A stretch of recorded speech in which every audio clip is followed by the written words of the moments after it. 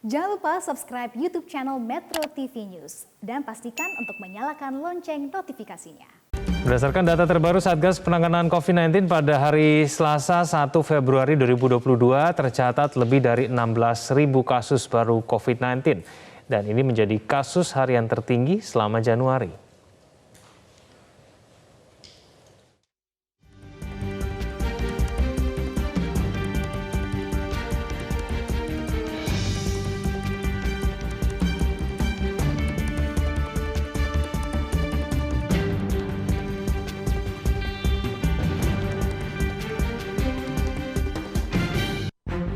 Jumlah penambahan pasien COVID-19 di Indonesia meningkat pesat. Dalam beberapa hari terakhir, penambahan kasus COVID-19 harian melonjak tajam hingga melewati angka 10.000. Informasi selengkapnya kita bergabung dengan Nisrina Kirana langsung dari RSDC Wisma Atlet Kemayoran, Jakarta Pusat. Nisrina, bagaimana update perkembangan terkait dengan kasus aktif COVID-19 di Indonesia pada saat ini? Serta sejauh ini berapa tingkat keterisian tempat tidur di Wisma Atlet? Egan dan juga pemirsa, betul bahwa kasus aktif COVID-19 di Indonesia ini terus merangkak naik. Bahkan kalau kita lihat dalam beberapa hari terakhir, untuk peningkatan kasus COVID-19 harian di Indonesia mencapai angka lebih dari 10.000. Padahal kalau kita lihat pada bulan Desember 2021 lalu hingga pertengahan Januari tahun ini, untuk kasus lonjakan COVID-19 masih terhitung landai, yakni di bawah angka 100. Eskalasi pandemi COVID-19 ini disebabkan karena meluasnya varian Omikron di tanah air, karena kalau kita ketahui sejak munculnya varian Omikron, banyak negara yang juga mengalami lonjakan kasus aktif COVID-19.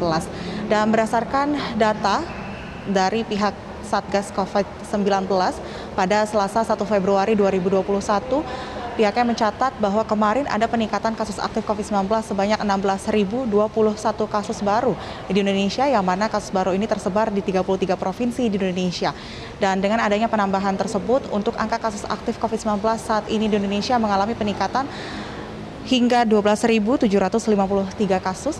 Dengan begitu untuk kasus aktif di Indonesia saat ini mencapai 81.349 kasus aktif. Adapun untuk penambahan kasus COVID-19 harian yang melewati angka 10.000 per hari, ini sudah terjadi sejak beberapa hari terakhir, tepatnya 4 hari terakhir. Dan seiring dengan meningkatnya kasus aktif COVID-19 di Indonesia, untuk penambahan kasus varian Omikron juga mengalami peningkatan, di mana pada 31 Januari 2022, pihak Satgas Penanganan COVID-19 mencatat ada sebanyak 2.980 kasus varian Omikron di Indonesia, dan dari jumlah tersebut ini 1.601 diantaranya berasal dari pelaku perjalanan luar negeri dan 1.039 lainnya ini berasal dari transmisi lokal. Dan selanjutnya terkait dengan data persebaran wilayah terkait dengan penularan COVID-19, DKI Jakarta masih menjadi wilayah tertinggi untuk penambahan kasus COVID-19. Kemarin pada Selasa 1 Februari 2022 tercatat ada sebanyak 6.391 kasus COVID-19, di mana ini terdiri dengan 5.927 berasal dari transmisi lokal dan 464 lainnya berasal dari pelaku perjalanan luar negeri. Dengan penambahan kasus aktif COVID-19 di DKI Jakarta tersebut, untuk tingkat keterisian rumah sakit rujukan COVID-19 atau bed occupancy rate di DKI Jakarta sudah mencapai 60%. Sementara untuk tingkat keterisian ruang rawat darurat atau ICU saat ini sudah mencapai 28%. Angka tersebut diketahui juga meningkat sebesar 3% dibandingkan dengan hari sebelumnya, yakni pada Senin 31 Januari lalu, di mana untuk bed occupancy rate di DKI Jakarta masih mencapai 57%. Dan seiring dengan terus meningkatnya kasus aktif COVID-19 di DKI Jakarta, hal ini juga tercermin dari jumlah pasien yang saat ini dirawat di Wisma Atlet Kemayoran, Jakarta Pusat. Hari ini saja sudah ada penambahan jumlah pasien sebanyak 156 pasien, sehingga total saat ini ada sebanyak 4.970 pasien yang dirawat di Wisma Atlet Kemayoran, Jakarta. Dengan begitu untuk tingkat keterisian tempat tidur yang ada di Wisma Atlet Kemayoran saat ini sudah mencapai 61%. Dan dari 4.970 pasien yang saat ini dirawat di Wisma Atlet, 89 diantaranya ini merupakan pasien varian Omikron dengan rincian yang mengalami tanpa gejala atau asimptomatik sebanyak 9 orang, sementara 80 pasien lainnya mengalami gejala ringan. Dengan rincian untuk negara asal penularan paling banyak berasal dari Arab Saudi, Turki, dan juga Malaysia. Melihat terus meningkatnya kasus aktif COVID-19 saat ini, masyarakat tentunya diharapkan untuk tetap patuh terkait dengan protokol kesehatan dan segera melaksanakan vaksinasi COVID-19 bagi yang belum mendapatkan vaksin COVID-19 sebagai upaya untuk meminimalisir resiko penularan COVID-19. Egan? Dan apa langkah antisipasi yang dilakukan oleh Wisma Atlet melihat terus meningkatnya jumlah pasien yang dirawat di sana? Egan, sebagai langkah antisipasi nantinya untuk mengantisipasi penumpukan pasien COVID-19 di Wisma Atlet Kemayoran, Jakarta Pusat, dari pihak pengelola nantinya berencana untuk memindahkan pasien-pasien yang tanpa gejala di Wisma Atlet Kemayoran untuk dirujuk ke Wisma Atlet Pademangan di Jakarta Utara. Hal ini melihat karena terus melonjaknya pasien COVID-19 di Wisma Atlet Kemayoran yang membuat 3 dari 4 tower di Wisma Atlet Kemayoran yang sudah terisi. Saat ini sudah ada 3 tower, yakni tower 4, 5, dan 6 yang sudah terisi, sementara tower 7 sudah beberapa waktu lalu disiagakan untuk nantinya dapat menampung para pasien di Wisma Atlet Kemayoran. Nantinya untuk pasien tanpa gejala akan dirawat di Wisma Atlet Pademangan, Jakarta Utara, sementara untuk pasien yang mengalami gejala sedang hingga berat akan dirawat di Wisma Atlet Kemayoran, Jakarta Pusat. Untuk sementara demikian, Egan. Terima kasih atas informasinya, Nisrina Kirana langsung dari Wisma Atlet Kemayoran, Jakarta. Kasus COVID-19 di Indonesia terus merangkak naik, bahkan penambahan kasus harian pada hari Selasa kemarin mencapai 16.000 lebih. Melonjaknya kasus COVID-19 ini disebabkan meluasnya varian Omikron di Indonesia. Siapkah Indonesia menghadapi gelombang ketiga dan apa yang harus diwaspadai? Kita akan membahasnya bersama dengan mantan Direktur Penyakit Menular WHO Asia Tenggara, Chandra Yoga Aditama. Prof. Chandra Yoga, selamat siang. Selamat siang. Prof, penambahan harian secara nasional sudah mencapai 16.000 lebih. Apa yang harusnya kita lakukan pada saat ini, Prof? Ya, yang jelas bahwa kasus memang terus meningkat. Tadinya kan sekitar 100-an, sekarang sudah lebih dari 100 kali lipat sampai lebih dari 15.000. Jadi memang ini kecenderungan yang ada juga di banyak negara, kasus memang makin meningkat.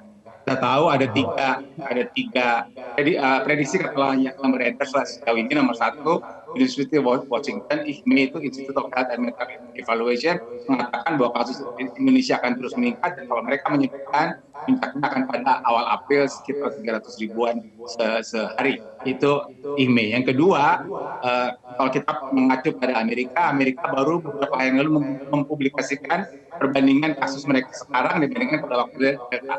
Jadi kalau di Amerika, pada saat Omikron kasusnya 5 kali lebih tinggi daripada waktu Delta.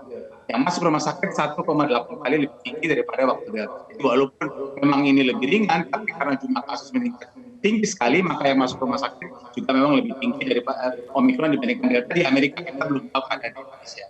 Sementara yang ketiga, pemerintah sudah menyebutkan bahwa mereka memperkirakan bahwa bulan Februari atau Maret puncaknya akan terjadi dengan mulai disebutkan 2 kali atau 3 kali. Kemarin saya kira sudah mulai disebutkan lebih dari 5 kali. Jadi kita memang menghadapi peningkatan kasus yang akan terjadi di hari-hari ke depan ini, di minggu ke depan ini, dan untuk itu kita memang harus waspada, harus siap untuk menghadapi apa yang akan terjadi di hari-hari ke depan ini. Ya, Prof, tapi memperlakukan varian Omikron ini apakah sama dengan varian Delta kemarin? Apakah kemudian seharusnya kita melakukan pengetatan kembali, PPKM level 3 mungkin? Yang jelas, situasi sekarang sudah 16.000 begitu, dan dua bulan lalu atau sebulan lalu masih sekian ratus. Jadi yang jelas kalau sekarang tentu harus ada effort yang berbeda dibandingkan dengan sebulan 2 bulan lalu, tidak bisa sama saja kan, karena jumlah kasusnya sudah naik tajam, positivity rate juga naik, jadi tidak mungkin kita berlakukan hal yang sama. Itu poin pertama. Poin kedua, untuk anggota masyarakat untuk kita lah ya, kita tahu bahwa Omikron ini jauh lebih mudah menular daripada yang lain. Karena itu protokol kesehatan kita bukan hanya kita perketat, tapi kita harus lebih kuat lagi protokol kesehatannya karena ini lebih mudah menular. Kita tahu misalnya Tuhan kan pasien pertama Omikron di Indonesia kan itu petugas kesehatan, petugas di Wisma Atlet yang tertular dari orang luar negeri. Jadi di tempat fasilitas seperti di Wisma Atlet penularan mungkin terjadi, apalagi di masyarakat umum. Jadi kita mesti memperketat, kita punya 3M atau 5M, karena itu saya mengusulkan yang namanya new normal, kayaknya kita ganti jadi now normal. Kita harus hidup dengan kebiasaan yang baik untuk mencuci tangan, memakai masker dan sebagainya. Itu untuk masyarakat. Tentu saja kalau ada keluhan, segera periksakan diri. Nggak usah ada keluhan, ada kontrak. Saya kebetulan ada kontrak dari Jumat yang lalu, dan kontrak hari Sabtu saya diberitahu salah satu kontrak saya positif, saya langsung memeriksakan PCR, alhamdulillah negatif. Jadi itu harus untuk pelayanan rumah sakit harus siapkan kemungkinan naik. Baik, Prof, tapi masa karantina untuk pelaku perjalanan di luar negeri ini dipangkas menjadi 5 hari. Nah, ini tanggapannya bagaimana, Prof? Ya, soal perubahan masa karantina itu bisa saja dilakukan. Kita tahu di Amerika juga masa karantina diubah menjadi 5 hari juga. Tapi ada hal nomor satu, kita harus jamin selama 5 hari itu betul-betul orang yang ada dalam karantina, itu satu. Yang kedua, harus ada pengawasan pasca karantina. Ada yang mengatakan 5 hari lagi sudah itu perlu diawasi, orangnya mungkin bisa keluar, tapi harus tetap pakai masker, harus diawasi, diberitahu orangnya untuk tidak boleh bepergian keluar daerah dulu. Itu yang kedua. Yang ketiga, untuk pengawasan pasca karantina ini saya sangat mengusulkan agar dari tempat karantina menginformasikan kepada puskesmas setempat, di kecamatan saudara ada orang yang baru datang dari negara ini, sekarang PCR-nya sudah negatif, sudah keluar dari karantina, tapi tolong tetap diawasi. Jadi pengawasan tidak berhenti sesudah dari karantina berhenti, tapi terus dilakukan baik oleh orangnya sendiri maupun juga oleh petugas kesehatan yang ada di tempat orang itu tinggal. Baik, Prof, ini varian Omikron disebutkan lebih cepat menyebar begitu ya. Apakah memang perilaku protokol kesehatan 3M ini masih cukup sebetulnya untuk menahan ataupun mencegah penularan Omikron? Masih cukup asal kita melakukannya dengan lebih ketat dari kemarin. Ya, jadi kan ada isunya kan, kita sudah tahu bagaimana melakukan 3M dan 5M, kemudian dari perjalanan waktu itu menurun. Jadi tidak boleh menurun, harus tetap dijaga dan betul-betul dijaga dengan ketat, memakai masker betul-betul dengan ketat, menjaga jarak betul-betul dengan 1,5 meter itu begitu, dan menghindari kerumunan sepanjang yang memungkinkan. Jadi saya kira sejauh ini bukti-bukti ilmiah menunjukkan bahwa itu tetap bisa menurunkan penularan, termasuk juga ruangan sedapat mungkin dibuka, jendela, ventilasi dengan dilakukan dengan baik, itu akan sangat membantu untuk mencegah penularan. Yang penting buat kita adalah 3M atau 5M ini itu jadi new normal sekarang ini, bukan hanya sekedar normal, new normal. Baik, Prof, kalau misalnya nanti akhirnya 4 Februari 2022 pelaku perjalanan, maksud saya penerbangan internasional dibuka ya, tidakkah kemudian ini beresiko untuk meningkatkan Omikron di Indonesia? Sebenarnya kalau kita lihat pada awal Omikron ini ada di Indonesia, maka itu datangnya orang datang dari luar negeri. Ya, kemudian dilakukan karantina, tapi kemudian sudah mulai ada transmisi lokal. Yang saat ini terjadi transmisi lokal ini sudah makin banyak, saya kira barangkali sudah lebih banyak dari orang yang datang dari luar negeri. Jadi kalau untuk mencegah merajalela sesuai dengan tulisan terbuat di bawah ini, dua-duanya harus dilakukan. Transmisi lokal harus dijaga supaya jangan makin merajalela, dan orang yang datang dari luar negeri juga harus dikendalikan. Ya. Nah, saya ingin mengambil satu poin tentang transmisi lokal ini. Saat ini sudah banyak dilakukan, artinya kalau ada orang sakit, kemudian dicek kepada siapa yang menularkan. Itu namanya telusur ke depan kepada siapa yang menularkan. Misalnya saja yang agak ramai di Krukut, misalnya satu orang menulari beberapa orang, beberapa RT dilakukan mikro lockdown, itu telusur ke depan, itu sudah bagus. Tapi ingat, orang yang menular pertama ini dia tertular dari seseorang sebelumnya. Jadi harusnya selain telusur ke depan juga dilakukan telusur ke belakang, dari mana sumber penularannya. Karena kalau dari orang yang kita ketahui kemudian menular kemana saja yang dicek, tapi yang awalnya tidak dicek, maka yang awal ini kan bisa menelusuri juga orang lain. Jadi transmisi lokal harus dikendalikan dengan sangat kuat. Salah satu diantaranya selain mencari sumber penularan, juga meningkatkan jumlah tes, karena akan cukup banyak orang yang tanpa gejala, dan itu jumlah tes harus ditingkatkan, dipermudah, sehingga kalau orang ada kontak atau ada keluhan atau ada kecurigaan, dia bisa dengan mudah melakukan pemeriksaan sehingga dia positif atau tidak. Baik, Prof, terakhir, apakah memang masih cocok hingga sampai saat ini bahwa analisa yang menyebutkan Omikron itu cepat menyebar tetapi tidak menimbulkan gejala yang berat? Ini kan tingkat keterisian rumah sakit nyatanya meningkat sampai di atas 40% di DKI Jakarta saja, Prof. Kalau soal tingkat keterisian rumah sakit itu kan tingkat keterisian rumah sakit itu dibagi jumlah pasien dengan jumlah bed. Kalau jumlah bed yang disediakan sedikit, maka persentase akan tinggal ditambah saja jumlah bed yang lebih banyak, maka angka keterisian rumah sakit atau bor akan turun. Tapi bukan itu poinnya. Poinnya, Omikron itu sudah terbukti punya semua spektrum penyakit, dari yang paling ringan sampai yang meninggal dunia. Hanya saja memang data yang ada 80% itu ringan, tapi 20% ini mungkin membutuhkan rumah sakit. Dan kalau jumlah totalnya meningkat, maka yang 10% yang harus masuk rumah sakit itu jumlahnya akan besar juga. Karena itulah makanya saya mulai dengan laporan dari Amerika sudah dipublish sehingga bisa dibaca oleh semua orang. Mereka menyebutkan bahwa 5 kali meningkat jumlah kasusnya ya, karena Omikron dibandingkan Delta, dan yang masuk rumah sakit juga meningkat 1,8 kali. Memang tidak meningkat 5 kali karena dia relatif lebih ringan, tapi meningkat 1,8 kali. Dan kalau kita mudah-mudahan saya tidak demikian, tapi kalau kita sampai meningkat 1,8 kali dibandingkan dengan Juni-Juli, kita lihat gimana repot kita pada waktu Juni-Juli, apalagi kalau jumlah kasusnya meningkat jadinya. Baik, Prof. Yoga Aditama, terima kasih telah bergabung bersama kami di Metro Siang. Selamat siang, Prof. Chandra Yoga.